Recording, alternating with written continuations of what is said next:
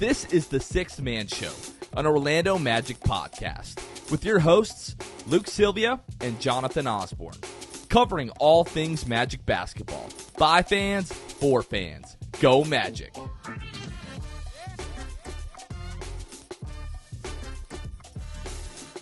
What's going on, Orlando Magic fans? You guys are back with the Sixth Man Show. Today is November 7th, 2022.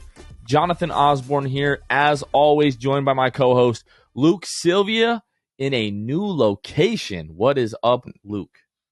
A new location, and it's the new home. I'd been, as some of you guys know, I talk way too much about my personal life, but I don't really care. It's the front end, introduces you to me. If you've never listened before, I was living with my parents the last few months after moving back to Florida. Now we are officially in the townhouse for at least the next year. That's what we signed on the dotted line for. I got Wi-Fi up just in time to and some time away from packing to watch that fourth quarter of the Warriors game. Obviously, then went and rewatched the game in general following that. But been an exciting last week for the Sylvia family. Got a Magic dub, which they're few and far between, so I appreciated it. Almost had another one, so I'm pumped to talk about it. Can we talk about the fact that since I sold my house and have been building my house, I think you've changed jobs, you've moved across the country, you live with your parents, and now you're in your own spot, all before I'm in my house. Yeah. Low-key depressing, if I'm being quite honest. But we got some good news from the builder. We should be in next month, so super excited for that. Looking forward to that. Hey, one more thing. I don't mean to shout out my own drip here, but this is one of my new hats. I absolutely love this hat. It's a 7 Logo Sports. I think that's 7 Logo is the name of the brand. I got this dead stock. Nobody ever wore this before I wore this. I want your opinion on this logo here, this Orlando Magic basketball logo, because in the last, 5-6 years, there's been this shift towards these more circular, smaller, more compact logos. I know the Magic are, kind of exploring what they could do in the future with the brand. But what do you think of something like this? It's kind of similar to that style that we're seeing now, but it's kind of breaks out of the mold of it. I kind of like this. The circle reminds me of just Golden State type of circle. Right. Obviously they didn't invent the circle, but that's who I think of when I think circles right now. I think Golden State, Atlanta, Brooklyn. Yeah. The Clippers come to mind. A lot of teams have shifted that way. Yeah. And I don't hate it. I like the hat in general. I will say that. Yeah, I do like the hat. The dark blue, does that say basketball below Orlando Magic? Yep. I don't know how I feel about that part. I think if that was off it and it just said Orlando Magic, I don't need to know that they play basketball. Right. You know what I'm saying? I understand some formality. I think that'd be the only thing I would take away, and then I think chef's kiss. It's a perfect hat. It is a great hat, though. Thank you, sir. When we were in Atlanta, the second game of the year, they refer to themselves as the Atlanta Hawks Basketball Club. I think they took that from a lot of the European, teams, the football clubs as they're called over there. But they had these sick jackets for their season ticket holders where it said on the back, it would say Atlanta Hawks Basketball Club member on the back. Those were fire. So yeah, I've never been into the basketball club thing, but those jackets, I was really jealous. Especially it's a cool thing to give your season ticket holders. Our season ticket holders really just, they give you a shirt that says Loyal Blue, and then you have the lanyard, which the lanyard is cool, but that jacket was nice. It was like an old starter jacket, kind of. Yeah. No, I like that for sure. Atlanta's always, they got a little something to them. That's a great. They got some flavor. They got the style there, and then dead rats on the sidewalks. No big deal. That was crazy. That was wild. That was crazy. Pretty crazy. You posted, I was like, whoa. Yeah. Oh, jeez. Yeah, that Well, was weird. thankfully Kevin stopped me from stepping on it. Like we're he's like, bro, watch, there's a dead rat. I'm like, bro, what? Ew. And it was I'm surprised you had to even be like pointed to that that thing. thing had been sitting there a minute. This was not an overnight dead rat. Like Birds that hadn't even thing, gotten to it though. That's yeah, crazy. yeah. That thing had been sitting there for a little bit. All right, let's get into the weekly state of the Magic before we recap these games, Luke. This week the Magic went 1-2, which brings them to a record of 2-8 on the season. They do have the worst record in the East, which they also have the second worst record in the NBA, just above the Houston Rockets, who they are going to be playing tonight as you all are listening to this. On the season, the Magic have an offensive rating of 108.9, which ranks 23rd in the league. They have a defensive rating of 112.9, which ranks 18th in the league. Their overall net rating is -4, which is good for 23rd in the league. And right now, I know we're going to talk a little bit about this, but they are third in free throw rate. Paolo Yeah. Banchero has a lot to do with this, but the Magic had a 46 free throw attempt game against the Golden State Warriors. I did not look up before we started recording what is like the NBA record for most free throw attempts by one team in a game. I can But find it for I you. personally can never remember seeing a team shoot 46 free throws in one game. I was completely flabbergasted. And I know I am, one of the biggest critics out there of the officiating. I just want things to be consistent. That's all I really want is consistent quality officiating. I don't think that's too much to ask. But I know if a team shot 46 free throws against us, I would be screaming from the rooftops about the officiating. When it benefits us, I will admit I'm okay with it. Yeah, so I can't find it for whatever reason. The internet makes this so difficult for me to find just like a straight stat for the most attempted by a team in a game. I'm sure if I wasn't doing it on the fly, I could find it, but I did, Jonathan, find something Magic related in regard to free throw. This article that I had found on sportskita .com. They had done an article essentially talking about free throw attempts. In 2012, Orlando Magic center Dwight Howard set an NBA record with 39 free throw attempts in a game against the Golden State Warriors, in which he went 21 for 39 from the free throw line. There's a reason you're going to the line, big fella, and we knew it. We experienced it. But 21 for 39, so he shot 39 free throw attempts himself. That's just Insanity. crazy to me. It's funny that game was also against the Golden State Warriors. Mm-hmm. But yeah, so Magic right now, third in free throw rate in the NBA, which again is a big deal because for the better part of the last decade, the Magic have been towards the bottom of the league in free throw rate. Looking at the injury report, Cole Anthony, Markelle Fultz, Jonathan Isaac, Gary Harris, Mo Wagner all remain out. No real updates on those timetables. We saw last week Markelle looks like he's out of the boot, but he's not yet scrimmaging. We heard that from Jamal Mosley. That was actually before the Warriors game on Thursday. He did say that Jonathan Isaac and Gary Harris are like full half-court activity, which we kind of knew from JI. That's a little bit of an update for Gary Harris. Hopefully we'll see those guys soon. I mean, Jonathan Isaac keeps making these cryptic posts, to his Instagram, whether it's a picture of him playing basketball or he's tweeting today about don't give up, God is going to take care of you, all these kind of things. Maybe he's very close to returning and is feeling encouraged by that and wants to share, the emotions that he's going through. Myself pretty recently, God really delivered for me and my wife in our life, and I felt the need to share that with everybody. Maybe JI is going through that. He wants us to know, look, the cavalry is coming, boys. I know it's rough right now, but help is on the way, and help is desperately needed. And we need that. Yep. We need it really badly. A little bit more of injury news that happened throughout the week, but now seems to be resolved. Terrence Ross left Tuesday's game against the Oklahoma City Thunder with a left knee contusion. He left in the first half, did not return. He missed Thursday's game against Golden State, but he returned Saturday versus the Kings. So he was out just for a few days there and was back against the Kings.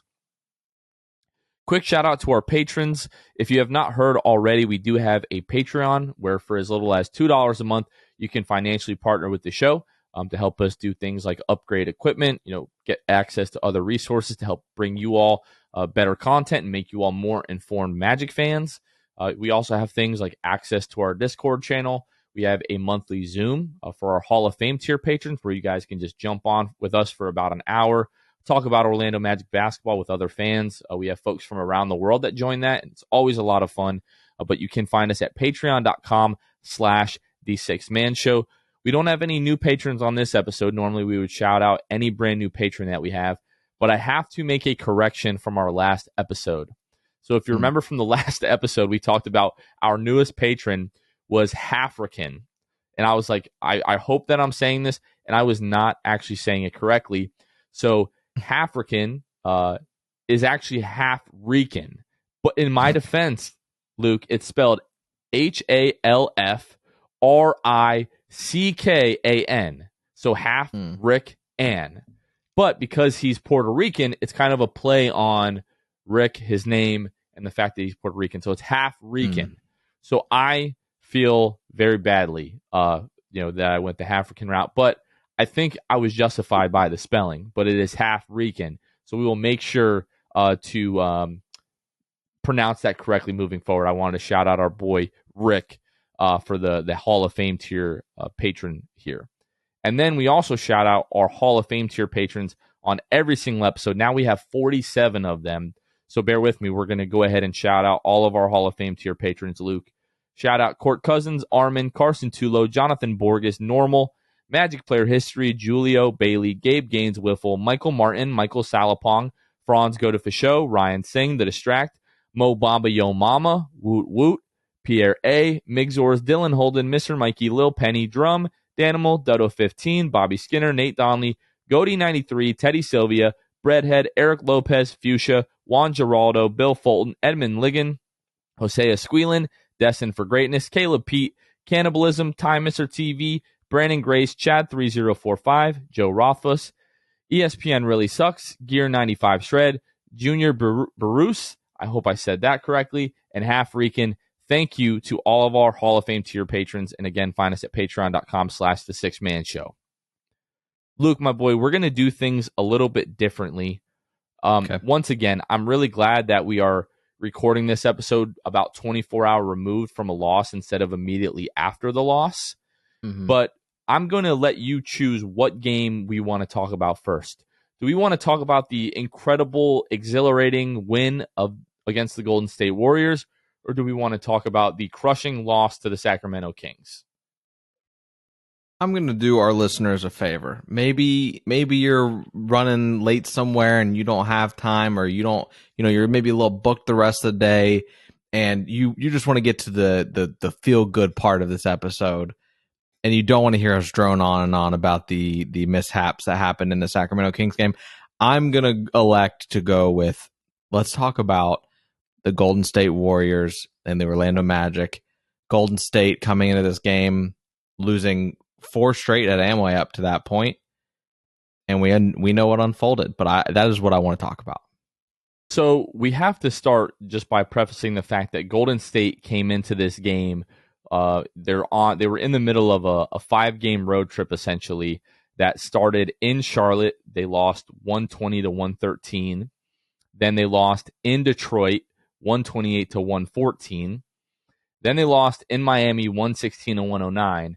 So they're coming into Orlando with a 3-game losing streak. And the feeling before the game was like, Golden State's going to want to get back on track tonight. Like, the Magic really might be in trouble. And if you would have told me that, I think it was Clay and Steph, I believe those guys combined for like a bajillion points. Somewhere around there, yeah. Yeah. Steph Curry, 39, Klay Thompson, 27. So what's that? 66 points. Clay shoots 7 of 15 from 3. Steph, 8 of 15 for 3. If you told me that those guys combined for 66 points, 15 of 30 from behind the arc, like the Magic, this game was over by halftime, is what I would guess. But that was not the case. So the Magic actually were down double digits multiple times in the first half. And we're at halftime. And not to blow up my boy's spot here too much, but you can do it. Luke was like, this game is going to be a blowout. Like, going into the half, you're down double digits. Things have been rough lately. Like, let's call it what it is. Like, the Magic started the season 0-6, and going into this game, they were 1-7, I Mm. believe. 1-7 going into this game. So it did seem like the writing was kind of on the wall. But for me, I was like, the Magic were down, 11 or 12 points in that first half, came all the way back to take a lead, although it was brief. They took the lead. And then Golden State, did have a nice run to end the first half and to take a double-digit lead into halftime. And then it only got worse from there, honestly, in that third quarter. The Magic found themselves down by as much as 16 points in that third quarter. And then Paolo Banchero had a nice stretch in the third where I believe he scored like 8 out of the Magic's like 10 points over the course of a few minutes. I think he scored like 6 straight. Bol had a bucket. And then Paolo Banchero had another bucket and another bucket a few minutes later. But just really had a super impressive third quarter for Paolo Banchero. So it was 12 points in the third, 5 of 6 from the floor, added 2 rebounds there, 2 of 3 from the free throw line as well. Just really helped the Magic stay in that game just long enough to kind of get a second win in that fourth quarter. And then it was the Jalen Suggs story. So if you're not familiar, in this game, Jalen Suggs had 26 points, 9 of 17 from the floor, 2 of 6 from the three-point line, but very timely threes in that fourth quarter. 6 of 11 at the free throw line, not a great night for him, but added 9 rebounds, 4 assists. I think he had 3 steals on Steph Curry in the fourth, 2 like in crunch time, 2 massive threes.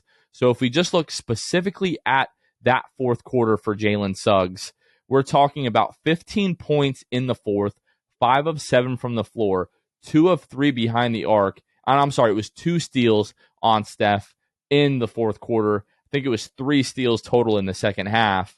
But just superstar level stuff from Jalen Suggs. As bad as he was the game before in Oklahoma City, again, it was his first game coming back after missing 5 games and just shot incredibly poorly against the Oklahoma City Thunder.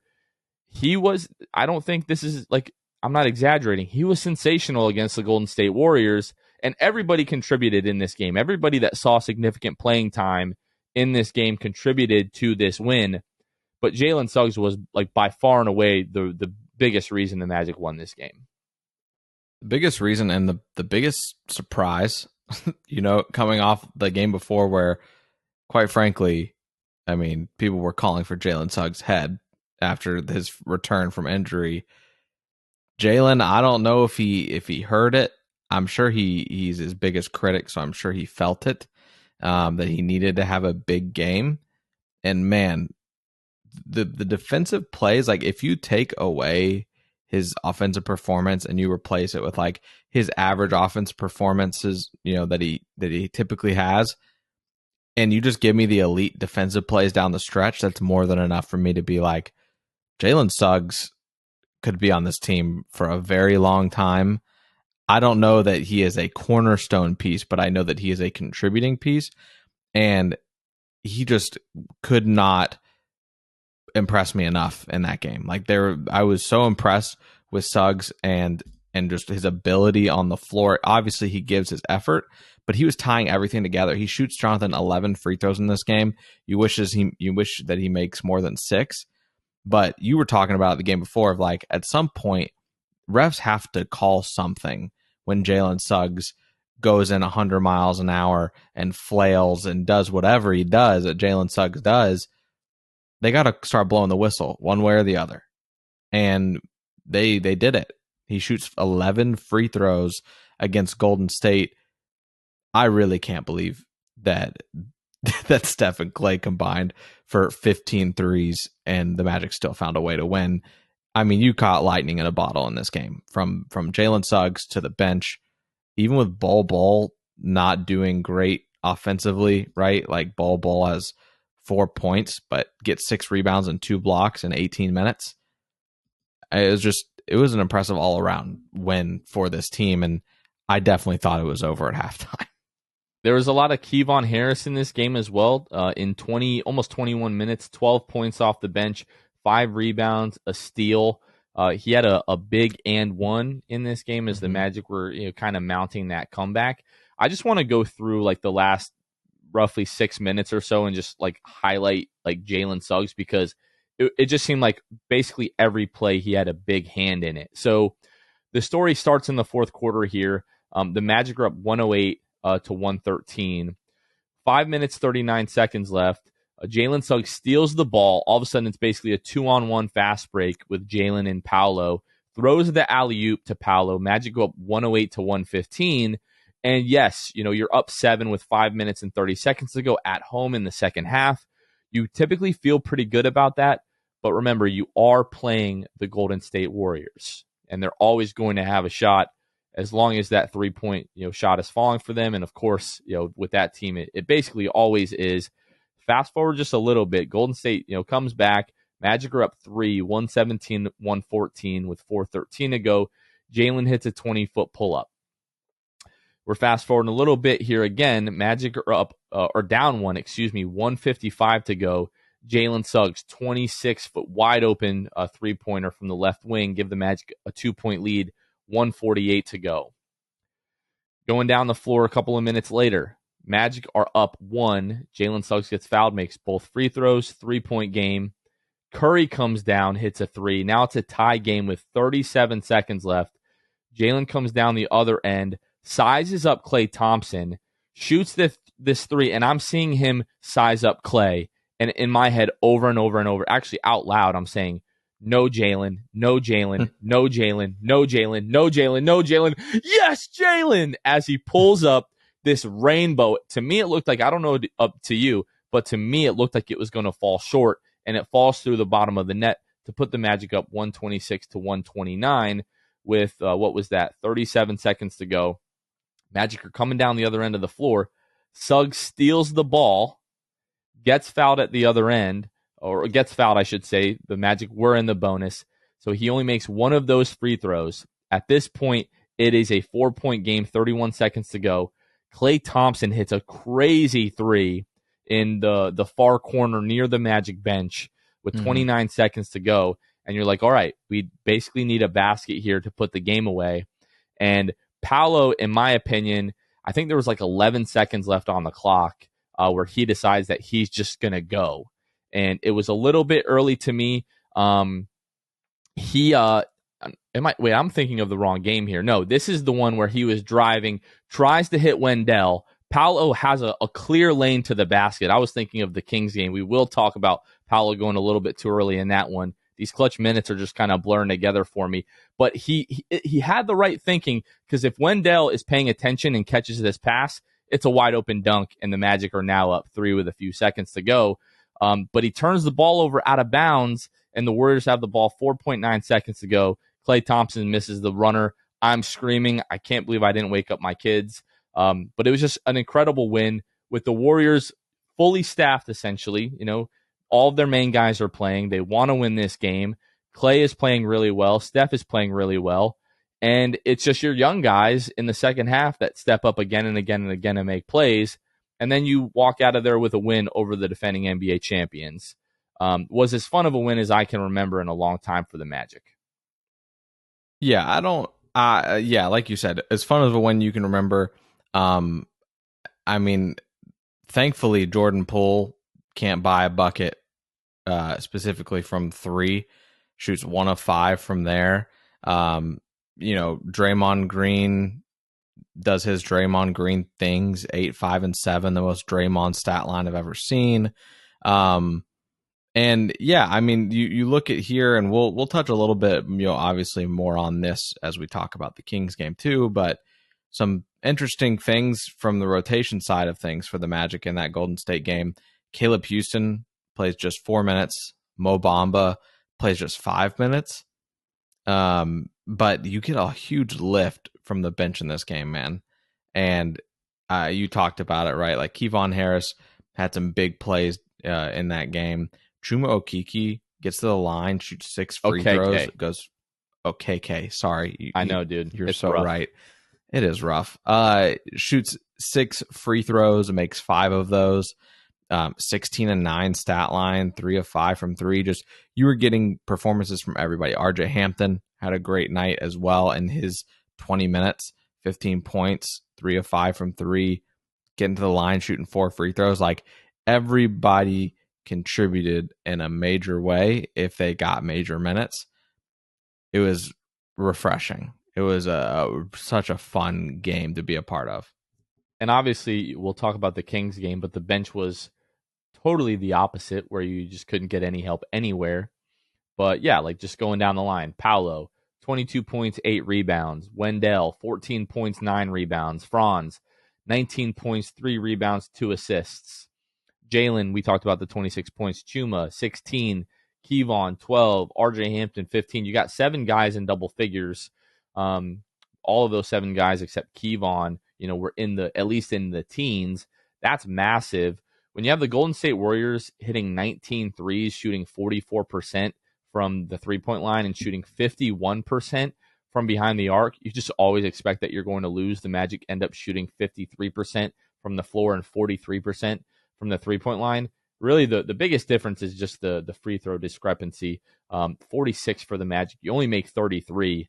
If you shoot anywhere near, 80, 85%, this game isn't even this close, at the end. But again, the Warriors have had issues defensively this season. They've had issues, defending without fouling. So it is kind of following a trend for them. I don't want to say it's a total outlier, but 46 free throws. I mean, my goodness, it was nice to get the benefit of the whistle. I will definitely say that.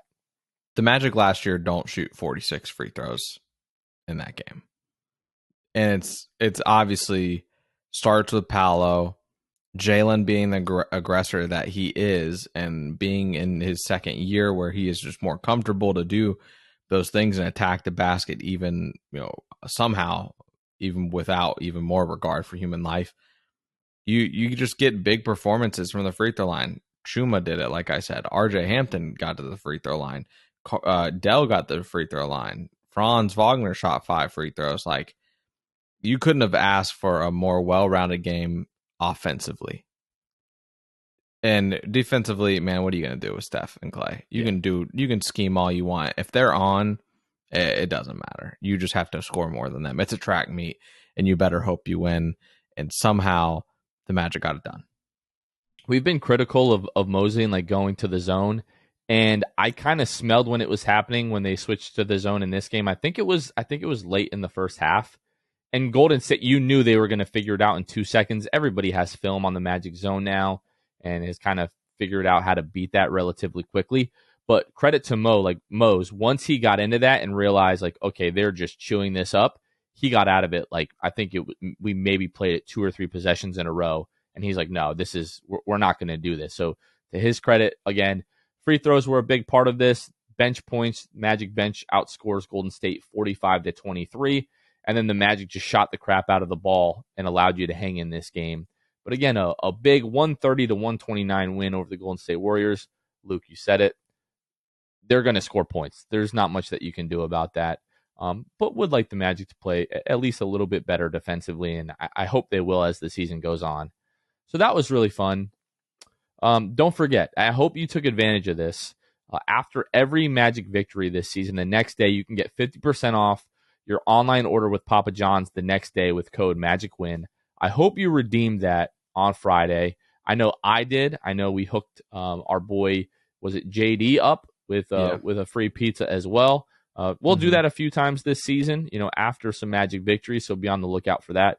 But just remember to take advantage of that code, because 50% off pizza, not a bad deal. All right, so we have to talk about this. I still can't believe that we lost this game. We're talking about the game to the Sacramento Kings. Magic lose this game 126-133 in overtime. Essentially from half court, De'Aaron Fox hits a bomb as time expires in overtime for the Magic to lose this game. This game was especially frustrating because the Magic held a 20-point lead in the third quarter. Completely squandered away, obviously, as they came back in this game. A few different issues for the Magic. The turnovers I really didn't think were that bad. but foul trouble, especially from Jalen Suggs. We were doing a good job, I thought, of containing De'Aaron Fox through most of like the first half and into the third quarter. Jalen Suggs, goes out, I believe, with his fourth foul in the third quarter, and then De'Aaron Fox like really just took over. To give you a little bit more context, in the first half, De'Aaron Fox had 9 points. In the third quarter alone, De'Aaron Fox had 13 points, has 6 points in the fourth quarter, and then has 9 points in the overtime period. That third quarter, when he started to get busy, Luke, was really when Jalen went out of the game. And then, as good as the bench unit was against the Golden State Warriors, they were basically non-existent. We got 13 Terrible. bench points in this game. You've got 4 from Chuma, 4 from Kevon Harris, and then you get 5 from RJ Hampton. To me, that was the story. I mean, sure, the Magic get pretty sloppy in that third quarter. They finished the game with 17 turnovers. 9 of those came in the third. And I think, what did they score in that third quarter? 12 points, Luke. So apart from just falling apart defensively, letting De'Aaron Fox really get going and getting into that rhythm, which I believe directly led to him hitting that 3 to win the game. Because at that point, he's just like really feeling it. He's rolling. You can't stop turning the ball over in that third. And anytime you turn the ball over, you're ending a possession, which for this team is super important because they're not always going to shoot the ball like they did against Golden State.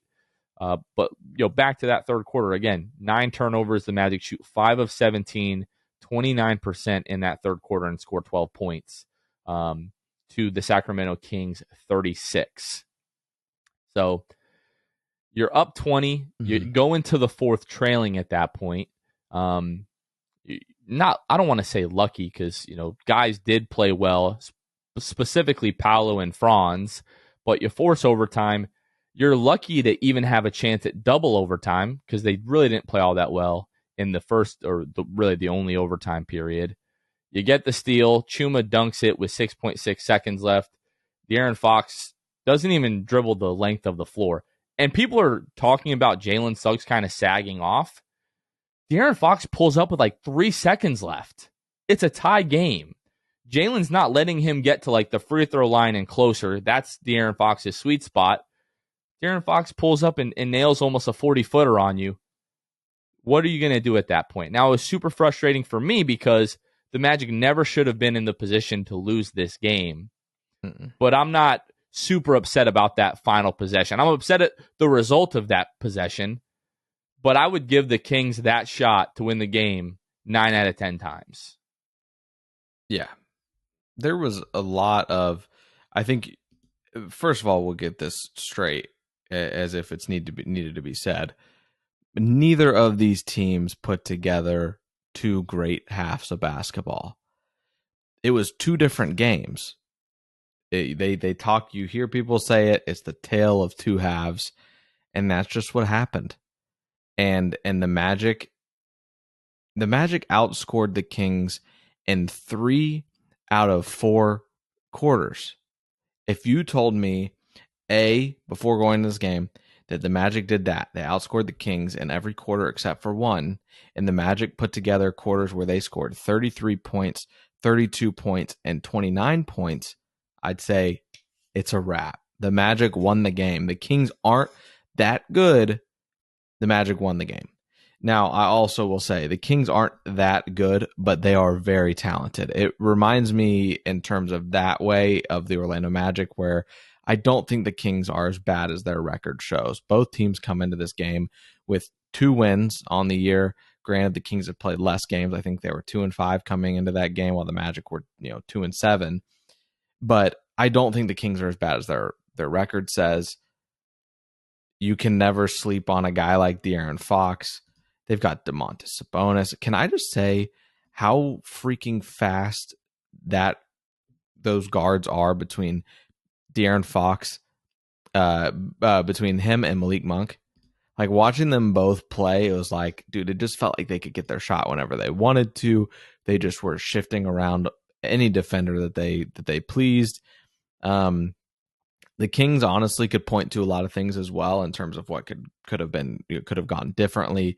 The Kings don't hit their free throws. The Magic really needed to capitalize on that and win this game. As a result, Domantas Sabonis, what did he miss, like 6 or 7 straight at one point? Finishes the game 5 of 12 from the free throw line. Like, hits those big free throws late. There are so many storylines to this game that, like, it really does, like I said, feel like we played 2 different games. And the Magic won that first one in a landslide. Unfortunately, you get 12 points in that third quarter, and it just cannot happen. It is as easy as this, Jonathan. I can read you the plus or minus of the starters and the bench, and that's what I'm going to do. And we're all just going to cry together. The starters, Paolo +1, Franz +3, Dell +14, Bull, who missed 1 shot, and it was a 3-pointer in this game, +10, Jalen Suggs +10. I think in this game it was more so Suggs got the benefit of playing alongside these starters to get that plus or minus at +10. But that leads us into the bench part of this. Chuma Okeke -12. Admiral Schofield in 3 minutes was -4. RJ Hampton, 17 minutes, -11. T. Ross, -13 in his 16 minutes. And Kevon Harris, -13 in 16 minutes. So there was nothing there. You already pointed to how many points this team, the bench brought out for us. As great as they were, and Golden State, like you said, they were equally as abysmal in this game against the Kings. It was the same thing, man. You could definitely tell that the starters for the Kings, +4, +5, -12, -12, -16. While their bench, +10, +7, -8, +15, +16, +6. That +16 was Malik Monk there, unsurprisingly. So it was very much just the bench units going against each other. Their bench was better than our bench.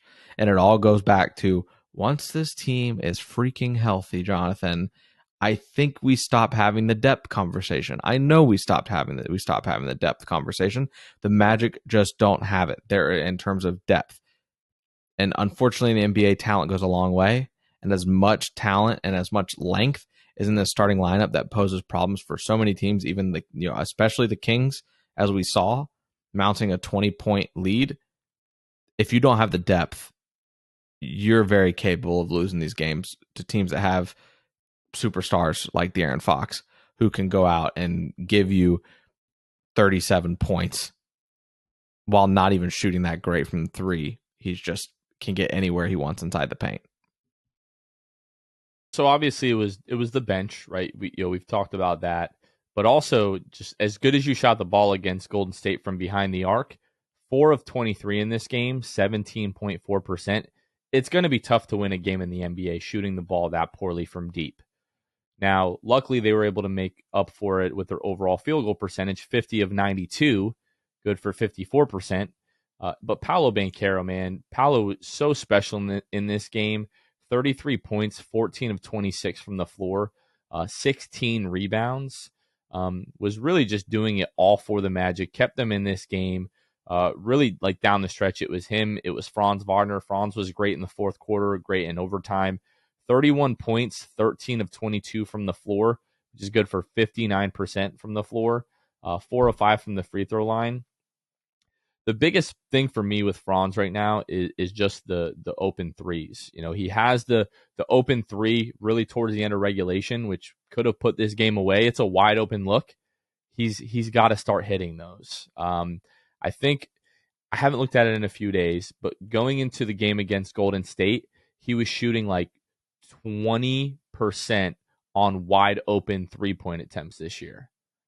Like that's just unacceptable. Like I think I looked, like most guys are anywhere from like 35 to some guys are like 45, 50% on wide open 3-point attempts. We're talking about like some of the best shooters in the league. RJ Hampton, probably. For Franz, RJ was like shooting, I think, over 50% right now on his catch and shoot threes. But yeah, Franz, he's going to get there. I don't know. Again, we I feel like we talk about this every episode. I don't know if it's just the offensive responsibility that he's dealing with right now, also chasing around some of the better guards on these teams on a night to night basis defensively.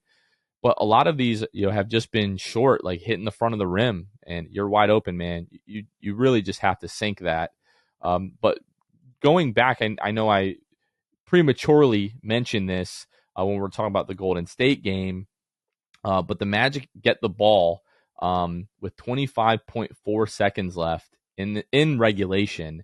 So that's what, a 1.4 second differential on the shot and play clock.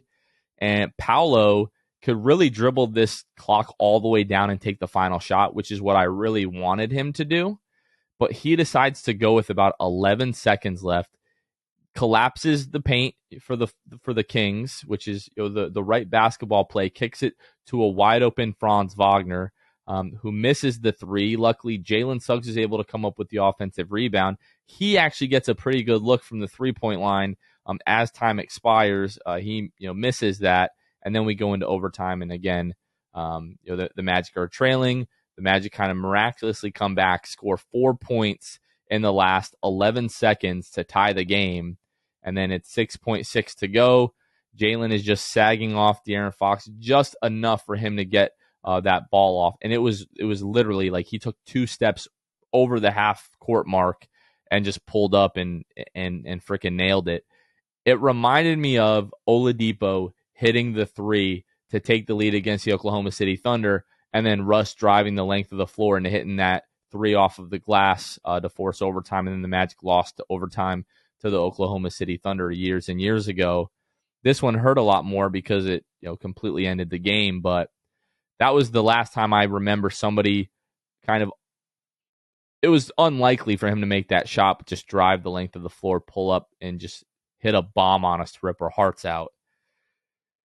Yeah, it just really sucks. Like the Magic, there are games like if they want to be competitive, if they want me to not lose money and hit the over 26.5 wins on this season, these are the kind of games that they need to win. And I don't care who the opponent is.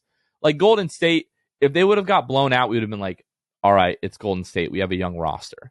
That's why we were so excited when they came back and won that game. I don't care who it is. You have a 20-point lead in the third quarter at home against a team that has 2 wins on the season. There are 0 excuses to lose that game. You need to win that game. We talked about having a big double-digit lead on the road late in the game against the Oklahoma City Thunder before you lose that game. And I felt like that was the worst loss of the season up to that point. It's still inexcusable. You have a double-digit lead in the fourth quarter on the road against a bad team. You got to win that game. This was even worse of a loss, in my opinion. It really, really sucked. Yeah. I think that obviously the Kings know, right? Like they're an NBA team. The basketball is a game of runs, and this was the epitome of a game of runs. The Kings know they're playing a young, inexperienced Magic roster, and they could take advantage of it. I think that even their mindset is probably completely different if they're playing an established Golden State team and they're talking about the Kings and they're down 20 at one point. I don't think that this happens, but I think in due part it's because the Warriors might not let that happen. Obviously, the Magic erase the deficit against the Warriors a few nights prior, but the point goes, great teams don't let the 20-point leads in the second half you don't lose those games. Great teams don't allow that to happen. We know this team is not great. We know this team is talented. We know they have all the potential in the world. But unfortunately, this is just another learning lesson for this Magic roster. You just got to hope that in the same scenario down the road, whether that's this year or next year, they don't let go of the rope. There's just some things that happen in this game, man. You go from playing so big and imposing so many issues for this Kings roster to playing so small, where you've got Paolo and Chuma as your bigs, basically, right? What was that? Who was that down the stretch? Let's see, looking at foul. Dell fouls out, right? Yeah, late in the game, and honestly, what I wanted to see was, is Mosley there's no way he puts Bamba in the game right here, does he? Chuma's not been great. So are you putting Chuma in, but you're not going to bring Mo in cold, especially he might feel a little resentful up to this point. You bring him in finally there in crunch time, but you bring in Chuma, you're playing small again, and it just like, I don't know, man. The Magic just had really big issues with the small lineups and such great success with the big lineups. It was a weird game, and it really sucked. You hated to see the shoulders drop and the heads drop after De'Aaron Fox hits that shot. Every Magic player just collectively is just exhausted, irritated, playing high volume minutes. It really was rip your heart out game winner. And it hats off to De'Aaron Fox, man. He played his butt off, and there was nothing lucky about that shot. I'll tell you that. That guy, he's disgusting. He is so good, and you just like I said, you got to tip your cap to a guy hitting a shot like that.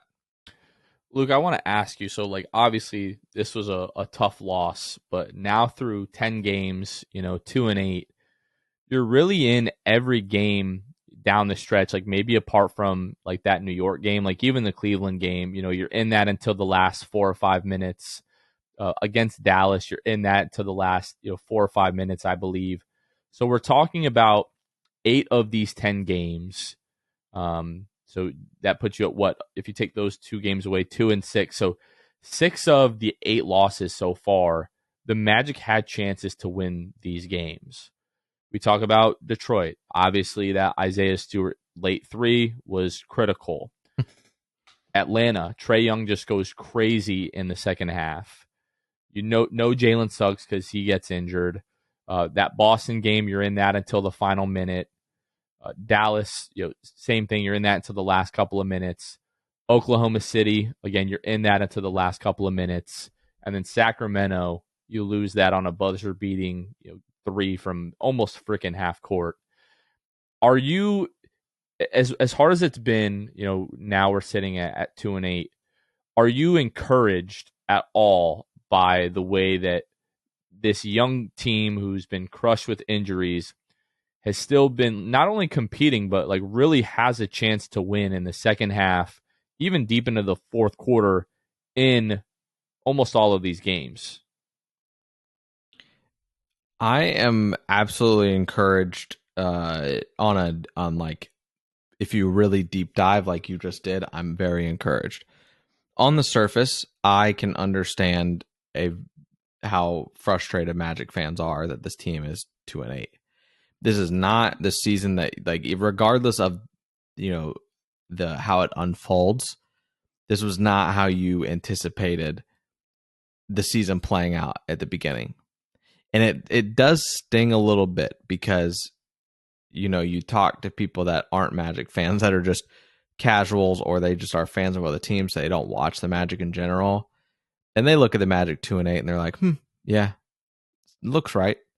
And it just makes me so mad because it's like, you don't know anything. Like, just because you say, like, dude, why are you mad that your team's 2-8? Did you really expect you guys were going to put it together this year? It's like, I didn't think we were going to put it all together this year.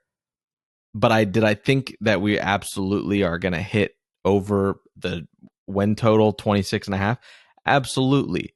I made a podcast appearance in the last few weeks before the season started, and that was one of the prop bets that I was like, it just doesn't make sense that this team can't hit over 26.5. Now, there was a huge caveat in that, which was if the Magic are healthy. The Magic have not been healthy, Jonathan. I think once you get these guys back, you are able to compete and not only hang around in these games, but you're winning these games. I will say, I don't know if it's just like minutes load or what down the stretch for these guys that they're young and inexperienced. That's obviously a huge part of this and why they can't finish games. But I just have to think, with a fully loaded roster, you've got enough guys that you can put into the game, and you can put on certain players on that defensively, that you're able to make things happen and get things going. There's just probably more of a confidence when you've got your whole team with you, right? Like, Like, Jonathan, you ever played a pickup game and you just it's you and a bunch of scrubs, or like you just know if these guys got to play minutes, we're probably going to lose this game. But if you go into it with your squad, with your guys that are just they're incredible players, or like you have great chemistry, whatever it might be, you have so much confidence that you can win the game and you play differently. And I think that's what can happen for maybe not Paolo. Paolo's going to be Paolo no matter if he's got Weenie Hut Jr. on his team. But some of these other guys that we've seen struggle, maybe Franz is a little bit more confident from the perimeter if he's got a fully healthy roster, that he's not playing with these low bench guys when it comes down to the fourth quarter. Yes, these bench guys aren't playing like crunch time minutes per se, but they're playing fourth quarter big minutes. And I just think that this all gets flipped on its head when the Magic are able to actually rotate all great players, and fans don't have to sit and look at the TV and be like, man, I really don't want to see X player on the court right now in these big fourth quarter minutes. It'll be a huge difference. And I think we're going to see a switch that gets flipped, but it's a matter of when. So, Luke, right now, the Magic with 8 games have played the most games with clutch minutes. And clutch minutes, classified by the NBA, are games with 5 or less minutes to go where the game is within 5 or fewer points. So they've played 8 games. They're 1-7 in those games. But when you look at clutch minutes per game, the Magic are 20th in the league. So although they've played the most clutch games, they're 20th in clutch minutes per game. So that means the last 5 minutes, the Magic are like getting super close, and then teams are just kind of extending it those last few minutes, and the Magic are losing the game. So through 10 games, 8 of those have had at least a few clutch minutes. And to me, that is super encouraging, because what this young team needs the most, we know they're talented. We know they're capable. But they need to learn how to win. And the way that you do that, at least in my opinion, is you get as many reps as possible. And so far, we're seeing that. They're putting themselves in a position night after night after night where the game is winnable. They're not delivering yet, but they are getting there, I think. Like last night, Franz, I think, had 12 points in the overtime period, was 5 of 5 from the floor. I believe in the fourth quarter, Paolo Banchero had 10 of his 33 points. Let me pull that up here. So in the fourth quarter here, Paolo, 10 points, 4 of 6 from the floor, 6 rebounds, 2 assists. Like, we're watching this game and we're like, Paolo is taking over and keeping us in this game. And in the overtime period, it was Franz. Like, Franz literally did not miss in that overtime period. So for me, it's super encouraging. I don't want to say like the Magic are about to turn the corner, but it would not surprise me if the Magic turn the corner like relatively soon. As Paolo gets more reps, as Franz gets more reps, getting guys healthy will be a massive help. Like, if you tell me in the next couple of weeks we get Markelle and Gary Harris back, all of a sudden I'm feeling a lot better about the rest of November and into December, this kind of gauntlet that we have. So I understand people are super frustrated. People are frustrated with our players. People are upset with the coaching. What do they say, Luke? Winning solves everything. So if we can get through this kind of learning curve of figuring out how to win and execute in these clutch games, they've had plenty of opportunities so far. If we can figure out how to win, Gary Harris talks about it when he was in Denver. Like, for a long time, we just had to figure out how to win. And once we did that, things started happening really quickly. And he did say, I think it was at Media Day, that he feels like this team can figure that out pretty quickly and start to get things together. Given the 2-8 start, I'm willing to double down on the 26.5. I don't know what our project. I don't even know if you can do that right now, but I would put another hundo on over 26.5. I just feel like this team is much better than it was last year, much more talented. Even given the injuries, the Magic should still find a way to win at least 27 games this year. I still firmly believe that. If we can get guys back sooner rather than later of what we're thinking, then maybe we're talking about having a reason to play in March and in April. I don't know if you're going to Yeah. be. I mean, if we want to take a look at the standings around the league still, so the Magic are what, 2-8? Right now, they're 2 games out of the play-in. Now, you don't want to play like this too long because eventually some of these other teams, we're looking up the standings. We're looking at the Nets. We're looking at the 76ers, the Miami Heat. The Miami Heat are sitting 4-6. The Nets, the 76ers, all 4-6.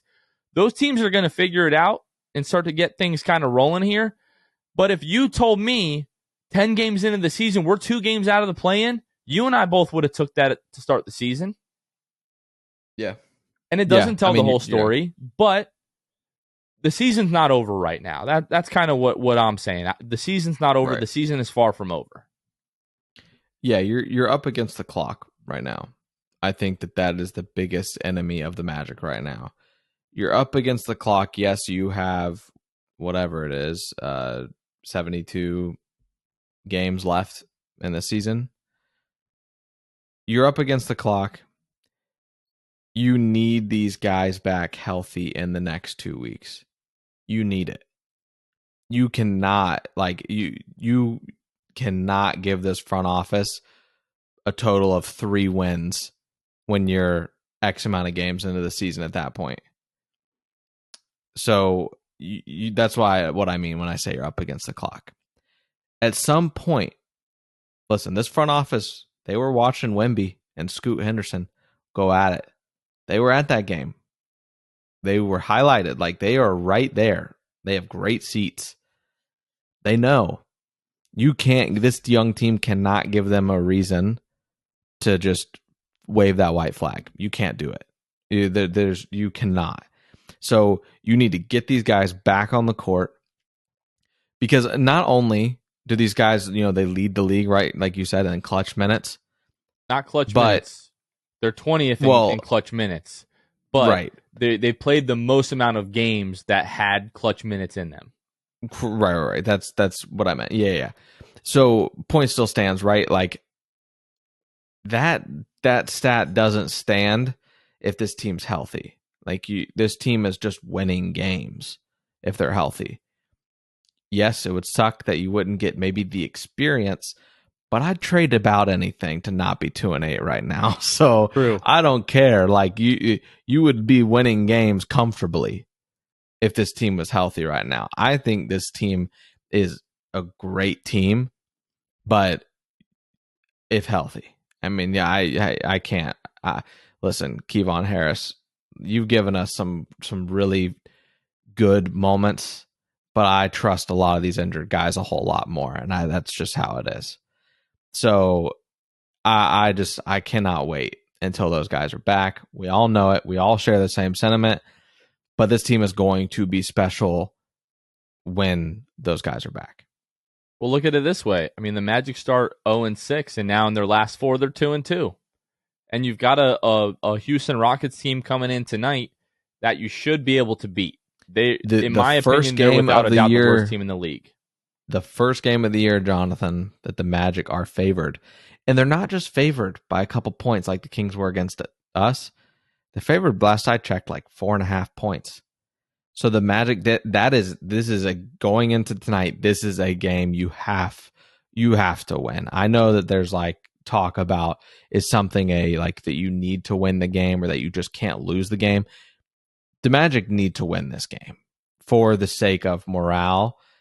If you lose this game, man, like, I'm not going to say your season goes down. We know that's not the case, but it does a lot to the team's morale, I think, if you lose this game. No matter how young and great and cohesive this team is, you got to win. Like, for the sake of cohesiveness and chemistry, you can't just win. Like, you got to just blow these guys out of the water. And I think that you're able to do that. So going into the Charlotte game, you're down, you're 0-6, right? Like, you're down bad. And we talked about on the podcast, like, I don't care what happens in this game. You're 0-6. You're at home. No LaMelo, no Miles Bridges. I mean, we'll see what happens with that whole freaking mess. But you needed, you had to dig deep and find a way to win the game, and they blew them out, and they won very comfortably. Got to do it again. You are right. After losing your 20-point second half lead at home to the Kings and then losing in overtime the way that you did, you need to come out and blow the doors off the Rockets. Have to. They need to be like, Houston, we have a problem. The Rocket is, what was one of the challenger? The Houston Rockets are now the challenger. It's exploded. Okay. We need to blow the doors off of the Houston Rockets. Okay. Yeah. So last week, both of our predictions were just in shambles. I had us going 2-1. You had us going 0-3. Obviously, we pick up the win against the Golden State Warriors. We both said the Magic were going to lose that game. But let's look ahead to this week. So we've already talked about the Houston Rockets, right? We've talked about that game on Monday night, which is starting at 7:15, by the way. The last two games, these start times just been very strange. Saturday was at 5 o'clock. Monday night, it's going to be 7:15. And then you've got the Dallas Mavericks at home at 7 o'clock. And I think Florida's looking at like a tropical storm, like potentially on Wednesday. And a lot of the tracks that I'm seeing right now have it going like right through Orlando. So I don't know what is going to happen with this game. We haven't heard anything, obviously. I'm just really curious as to whether or not this game is going to get played. I don't know if they would play in the middle of a tropical storm.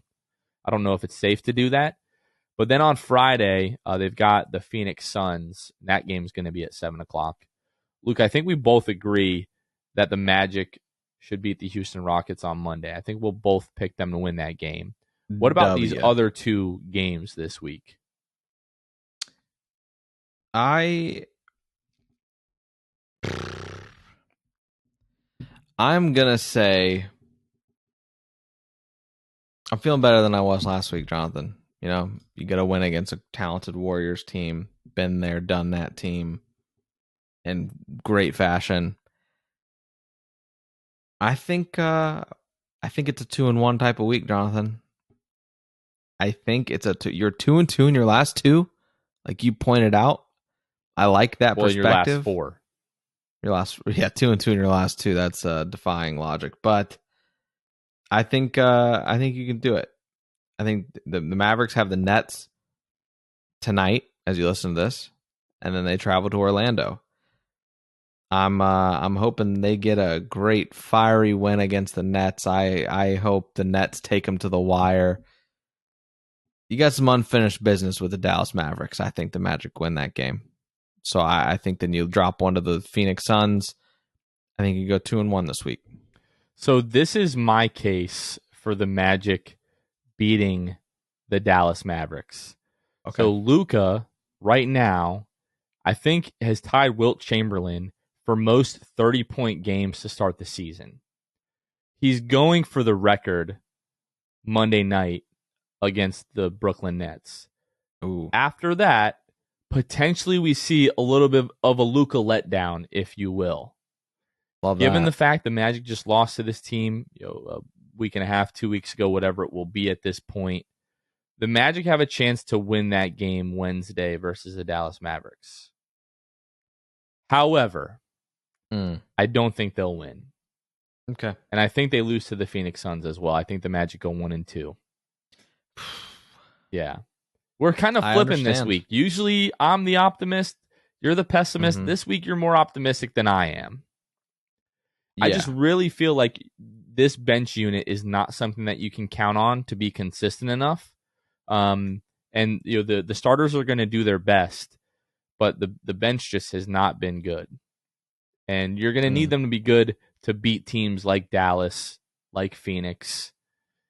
And yeah, have us going 1-2. Now, if we have a very pleasant surprise and we get someone back, then I'm going to feel differently. That was what I was going to say, Jonathan.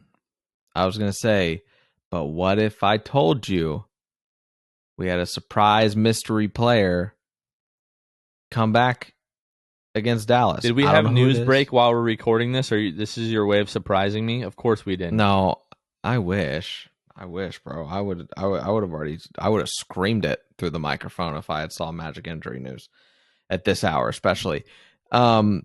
No, I mean, if you get like Gary Harris playing half court, I don't know what that means. I'm not going to act like I know what that means in terms of him being back or whatever, because J.I.'s playing half court too.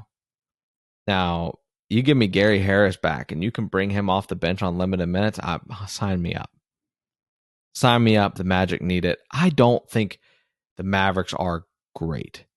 The Mavericks are 5-3. They've won 3 straight, starting with that win against Orlando. I don't think they're that great. You let Luka do his thing, put the team on his back. That's fine. Let him get his. I just think that the Magic can catch the Mavericks. Like they almost did it already in Dallas. I think that especially if you bring someone back for this game, just give me one. But if you're feeling real generous, give me 2, and we're gonna win this game. So I'm gonna stick to real the 2 sexy. and 1. Give me everybody back. Give me everyone. I think 2 and 1. I need a little bit of optimism. Like you said, the tropical storm coming in, I don't know. This is the first I've heard about it. I got so much going on. I know you got a lot going on. I'm surprised you caught wind of this at this point. We'll see. Yeah. Well, let's take a look at the practice schedule, because my opinion, our best chance to start to get guys back is going to be the Monday that we play the Hornets, November 14th. So if we look at the Magic's practice schedule right now, so Monday they're going to have shoot around. Obviously, they play Houston Monday night. They're off Tuesday. Wednesday they play the Mavericks. Thursday they have practice, the 10th, and then Friday that's when they play the Phoenix Suns. They practice Saturday. They're off Sunday, and then they play on Monday. So they have 2 practices, one on Thursday and one on Saturday. If you were going to bring back a guy like a Markelle Fultz or a Gary Harris, you're going to have 2 practice sessions to be able to get those guys in, get them some run, see how they're feeling. And then this 2-week homestand, like when Markelle went down and Gary went down, we were like, that's going to be the best opportunity to get these guys back. And if the stars align, Luke, if everything finally comes together after 2 years, 2+ years, maybe the Magic just say, surprise, Jonathan Isaac is back. I'm not saying it's going to happen. I'm not saying it's likely to happen. I have nothing to go off of except my hopes and prayers. But to me, like, a lot of sports is narrative. It's drama, right? It's not always about, the product on the court. The best way to bring Jonathan Isaac back would be some kind of dramatic promo video, not just to have him show up as ready to go the day before the game on like the injury report or like the afternoon before the game. For a guy that's missed this much time, who was as good as he was prior to the injuries, and as badly, everybody is going to lose their mind when Jonathan Isaac comes back. Love him, hate him, indifferent, whatever. People are going to tune in. People are going to put butts in the seats to see the night that Jonathan Isaac comes back. And I think the Magic are just going to come out of nowhere one day. We're going to hear nothing. We're not even going to hear that he's nearing a return. I think one day we're just going to hear that he is back. And that's going to be it. And to me, no better opportunity to do that than after a stretch where you've had multiple practices and you're playing at home in a winnable game against the Charlotte Hornets.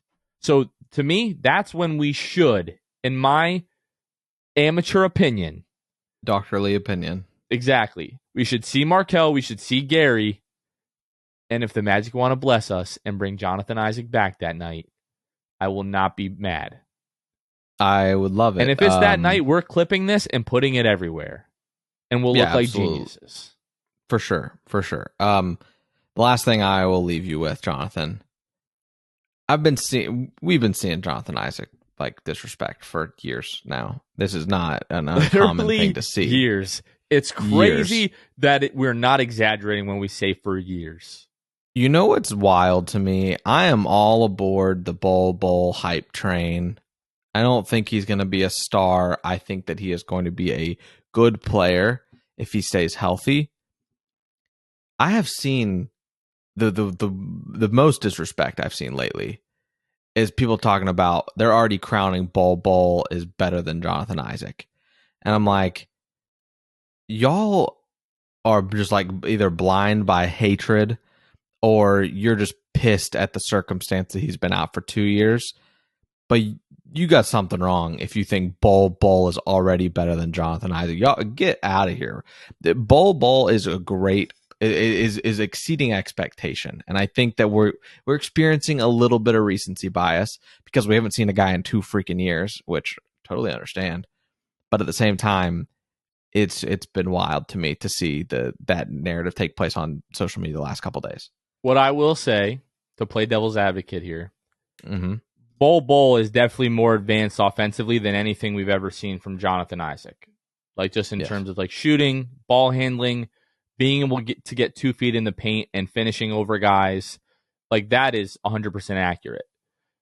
Bull, the last I checked, was still towards the top of the league in total blocks and blocks per game. To me, the big difference between Bull and Jonathan Isaac is Bull is still not a great one-on-one defender. He is so physically gifted that if he gets beat, he's able to make, chase down blocks, and he's just be able to use his natural God-given size, right? Pause. Jonathan Isaac, on the other hand, yes, has a lot of the same God-given talents, but is just like in a different category in terms of like defensive instincts and like lateral quickness, being able to stay in front of his defender. I understand why people are saying that because we've never seen like the offensive stuff that Bull is doing from JI. And then like Bull, like in terms of rim protection, has been elite. Like, let's call it what it is. He has been elite. So I get why people are saying that. It's been 10 games of Bull. Like Jonathan Isaac, Bull's biggest thing is like, can he stay healthy? Yeah. But the thing that's bothering me is like people that are saying Bull makes Jonathan Isaac expendable. Bull certainly makes Mo Bamba expendable. I don't know why you wouldn't want to have Bull and Jonathan Isaac on the same team. Mm-hmm. Like we've seen these lineups. I still believe those guys could play on the floor together.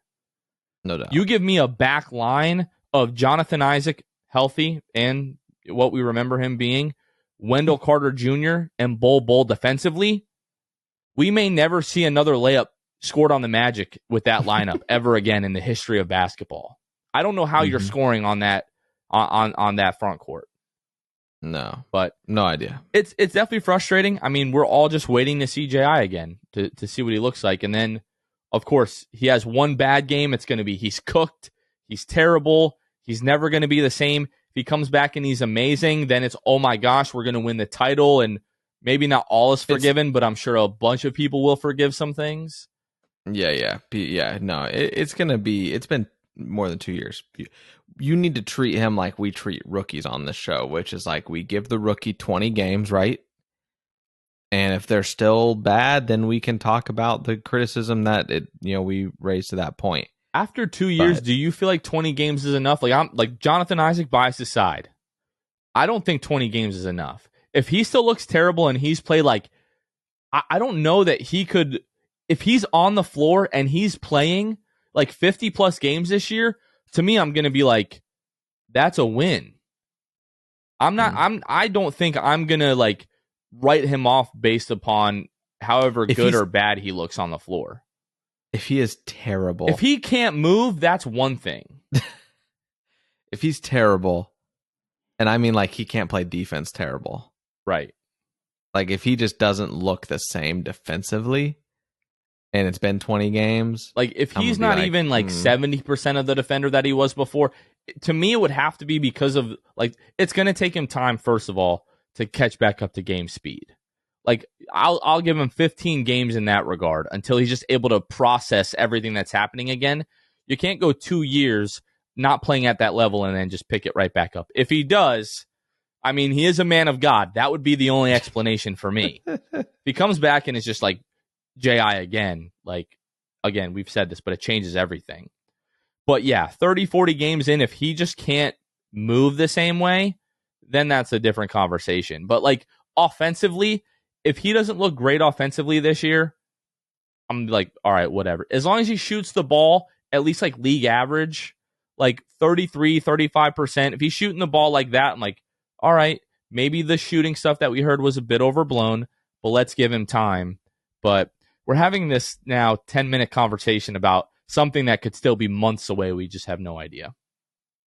Yeah, I mean, there's a conversation we have on or off record, so yeah, might as well have it now. Might as well. All right, folks, that is going to do it for us. Hopefully, over the course of the next few weeks, it will be very exciting for the Magic. We'll get some guys back. You need to get this win tonight against the Houston Rockets. If you're in town, if you're able to get to the Amway tonight, get to the Amway. The crowds in the building for the first 4 home games have all been incredible. It's super exciting to see that back in the Amway.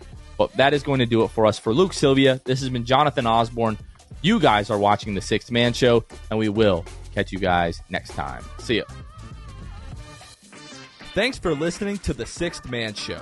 Be sure to subscribe on iTunes and Spotify to get new episodes downloaded directly to your phone. If you enjoyed the show, please take a minute to give us a 5-star rating and a review. It helps out the show a lot.